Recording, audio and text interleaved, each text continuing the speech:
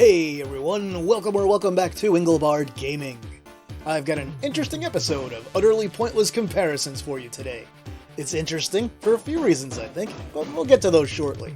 First up, I'm covering the arcade and 32X versions of Sega's Virtua Fighter, which marks the first time I've shown a 32X game in this series.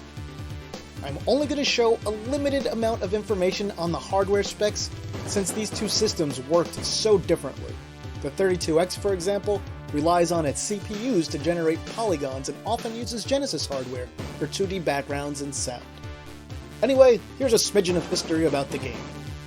Sega released Virtua Fighter into the arcades in 1993 on their relatively new polygon-pushing Model 1 arcade hardware. When Virtua Fighter hit the arcades, there was really nothing else like it at the time. Sure, even then the flat-shaded characters looked a little primitive, but as what I'd call the first actually playable polygonal fighting game, it was a glimpse into the future that we all live in today. No, it wasn't the first game to feature human polygonal characters fighting each other ever made, but it was a gigantic technical leap over everything that had come before it.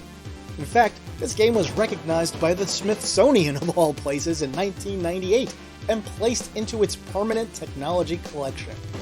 How was Virtua Fighter as a game? Well, as a game, unfortunately, it's only kinda so-so. It's slow and has a small number of characters and moves.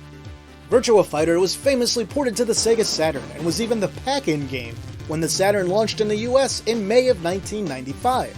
But we're not talking about the Saturn game today, we're talking about the 32X version that came out in October of 1995. Well, Doc, I've been playing that new Virtua Fighter on my Genesis 32X, and it's so realistic, man, you know? Anyway, I've been getting pounded. I thought I should get my head checked out, make sure there's no damage, man. I mean, no more than usual, right, Doc?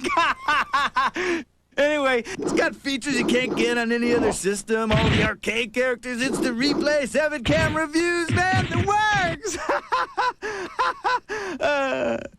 What was I talking about? Virtua Fighter on 32X. Yep, VF was released on the 32X just a few weeks before the amazing Saturn port of Virtua Fighter 2 came out. The 32X version of Virtua Fighter was also developed by the same team that worked on the Genesis version of Virtua Racing. Now, what's interesting about this video? Let me explain. In a nutshell, arcade emulation that's available to the public right now for Virtua Fighter is not exactly accurate when it comes to gameplay. Visually, it's like 99% of the way there, but the gameplay is totally borked. There are really only two ways to play this game via emulation at the moment: MAME and the Astro City Mini. The collision detection in MAME is just flat out broken as I record this. Close range attacks just pass through characters without hitting them, and throws don't work right. But since the goal of this video is to show you how close or not the 32X version got to the arcade game visually, well, since the visuals are okay, and also the sound is okay, I decided that it was okay to go ahead and use MAME to record the arcade footage. On the 32X side of the equation, for simplicity's sake, I recorded the footage from Pico Drive via RetroArch. But public service announcement, don't use Pico Drive if you want to actually just play Virtua Fighter 32X for fun. It adds a delay to the controls that isn't there on real hardware or other emulators. If you're on a Windows-based PC, I recommend playing it in Sega Fusion instead. You'll be amazed by how much better it feels. However, Sega Fusion doesn't always work nice with higher resolutions, which is why I decided to use Pico Drive to record the footage instead. Oh, and before anyone else brings this up, I did have Run Ahead enabled in RetroArch and I tried some different settings, but no matter what you do, it's got a significant delay versus actual hardware or other emulators. Now, as far as recording methodology goes, I did use save states here and there on the 32X version of the game to keep it very roughly in sync with the arcade one and limit the amount of pauses I need to insert in the video. Anyway, that's about it. Let's get on with it. And we are underway. We've got the arcade version on the left as usual with the 32X version on the right, and you can see it's got lots of other options and stuff. The character select screen, very similar between the two versions, gives you a great impression from the start. But that impression dampens a bit once we get into the actual gameplay. You can see the arena itself, the floor is greatly simplified. There's basically no design or texture on it. The background, that's the 2D background that is, on the Genesis version, obviously lower resolution, much lower color, and of course the characters are made of way fewer polygons on the 32X version than the arcade original. And as for sound, I played the 32X version's sound first, and you can tell it's basically just Genesis sound with some 32X PCM effects layered on top of it. So they use the 32X mainly for sound effects in this game when it comes to audio. Now, for the arcade version here, another thing you can see is that the shadows are basically in the shape of the characters on an angle on the ground. In the 32X version of the game, the shadows are basically just little octagonal, meshes that don't change shape very much when the characters move around on screen. And for Jeffrey's background here, you can see that on the 32X, the colors are a lot darker, and also the gradient in the sky in the background is much simpler on the 32X version.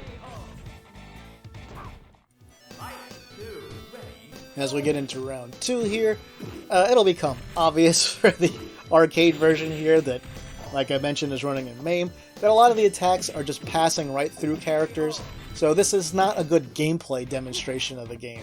So a lot of moves just don't work right in it because of problems with arcade emulation right now in MAME with this game. One hilarious problem it has is that sometimes when you knock an enemy out of the ring right now in MAME, it doesn't count as a ring out, so they'll stay on the floor outside the ring and the fight will just continue. Alright, so here's Sarah's stage already in progress, and again you can see the floor is drastically simplified on 32X. For that one, all the arenas are pretty similar. You just get gigantic sort of checkerboard squares with no other kinds of designs.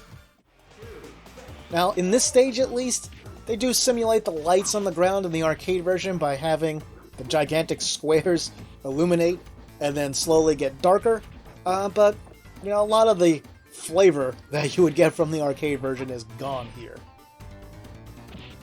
Now, I will say that gameplay, which, as I mentioned, is not very accurate in the arcade version from what you're seeing right now, but on real hardware, the 32X version is actually very close to the arcade version in terms of timing and things like that. So, as a conversion from the arcade to the 32X, this is very, very well done from a gameplay standpoint.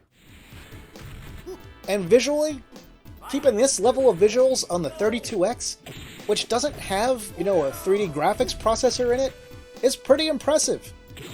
The only problem is, like I said, this was already supplanted by the Saturn, months before this game even came out. But just taken on its own merits, this is not at all a bad-looking version of Virtua Fighter, even though it is, greatly simplified. Now here's one stage that really doesn't look so great. Looking at Pi's floor, we have a nice sort of wooden pattern in the arcade game. On the 32X, we lose all impression of that. And this is also the first area I've seen, I would say, where the 2D background on the 32X version looks really quite a lot worse than the arcade version. I mean, just a lot of the detail is just gone and changed, and the clouds don't look very good. And just the colors, there's more obvious dithering than we see in the arcade original.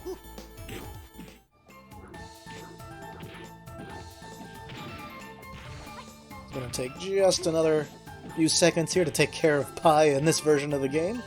On the arcade one, I mean. You can see these moves just passing right through her.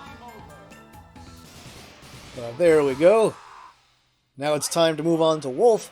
And so far, this is the arena, I would say, that suffers the most. We have this really nice, multicolored sort of brick tile pattern on the floor in the arcade version, completely gone on 32X. We don't even get anything that's like a remote impression of it. Now, one thing that is nice is on 32X, they do change the lighting in these stages quite a bit. So you'll see some stages are a lot darker than others. And not just the stages, but the characters for the stages that take place in darker areas sort of have more shadows on them than the brighter stages. So it was a nice little touch that they implemented in this version.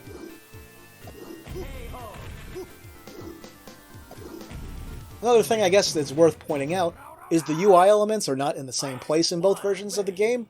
So we have the round and the timer on the bottom in the arcade version. Meanwhile, they're up at the top near the energy bars in the 32X version.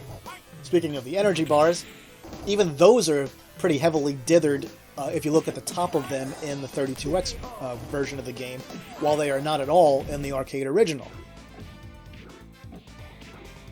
And something else that's just a little nitpicky thing to point out here is for each round, it says set in the arcade version. So set 1, set 2, while in the 32X version, the text says fight 1 or fight 2.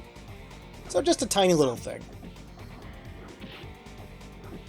And I haven't talked about sound too much more here, but just to reiterate what I said at the beginning, you can tell that, this is Genesis audio for the most part that we're hearing in this game on 32X. It's very well done Genesis audio, but it doesn't sound anywhere near the arcade version. So the arcade version uses 2 sound chips that can do over 20 channels of sound each that are all PCM. So they're basically sample-based. Meanwhile, on the 32X, you've got the 10 channels of normal Genesis sound, and then you have 2 more channels, I should say, of higher quality PCM digitized audio. So that's why the sound effects sound so good on 32X, but the music sounds so vastly different than the arcade original. And some songs definitely come off better than others. The 32X version of Akira's song actually sounds pretty decent, but the 32X version of Jeffrey's song that we heard way back in Stage 2 sounds a lot worse on 32X.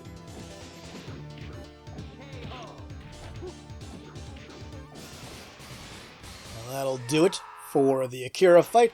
Here's our bonus fight of Dural. So on the 32X, they actually list this as bonus stage in the upper left, and in the arcade, it's bonus stage in the lower left. You can see the shadows have actually gotten longer in the arcade version to help, indicate the time of day and how dark it is and where the sun is. Meanwhile, the shadows in the 32X are basically as approximately octagonal as ever. They don't really change at all.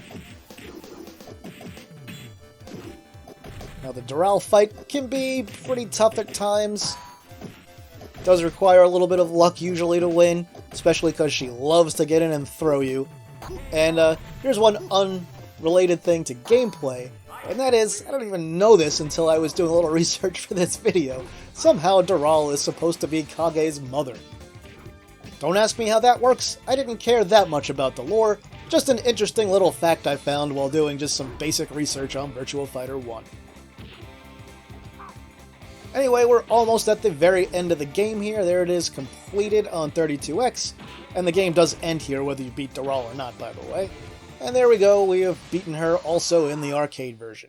Now the ending's quite a bit different. In the arcade version, we see various camera angles of the actual arenas that we fought in during the game.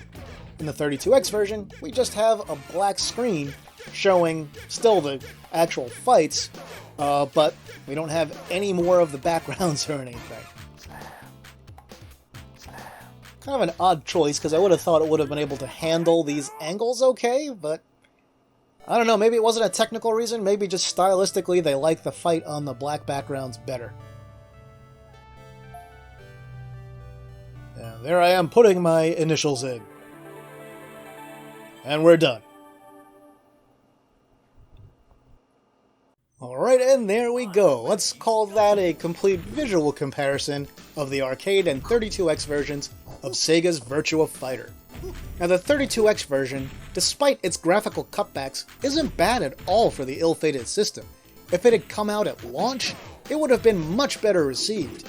But coming out almost a year after launch, long after the Saturn port of the original, and just before the excellent Saturn port of the sequel, it ended up being something of an odd release. Now it is good though, and if you're one of the many people that missed out on it while it was living its short retail shelf life, it's worth checking out today. It also has a few nice exclusive extras, like the crazy camera angles that you can enable in the settings.